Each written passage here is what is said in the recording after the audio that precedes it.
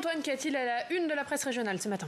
On commence, Oriane, par la Journée internationale des droits des femmes qui fait la une de vos grands quotidiens ce matin, et avec des hommages rendus à des femmes engagées et de volonté, comme le titre ce matin l'Est éclair, ou encore du côté du Berry républicain qui tire les portraits de ces femmes qui sont passées de l'ombre à la lumière.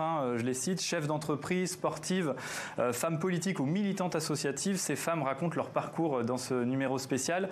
Plusieurs de vos quotidiens ont également décidé de revenir sur les inégalités entre les hommes et les femmes, comme par exemple le bien public, avec ce titre choc: parité, ce n'est pas gagné. Même son de cloche du côté de Sud-Ouest qui consacre tout un dossier aux inégalités entre les femmes et les hommes liées à la crise du Covid-19. Infirmières, aides-soignantes, enseignantes et caissières, le quotidien a décidé de braquer la lumière, comme il le dit, sur tous ces métiers très féminins qui ont permis de maintenir le pays debout durant la crise depuis maintenant un an.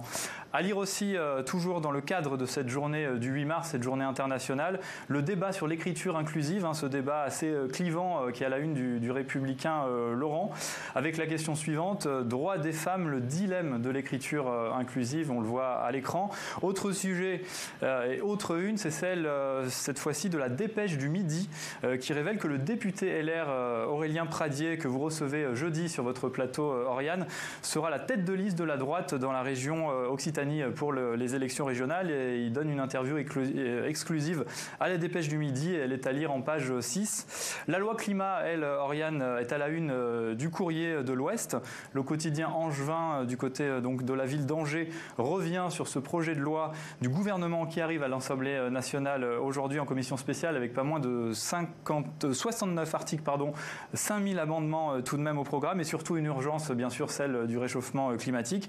Et on va terminer, Oriane, par l'image de ce week-end, avec ce coup d'accélérateur sur la vaccination dans le Nord-Pas-de-Calais et la visite de plusieurs ministres, notamment du côté de Boulogne-sur-Mer. C'est à lire dans La Voix du Nord, Oriane. Merci beaucoup Antoine pour cette revue de presse.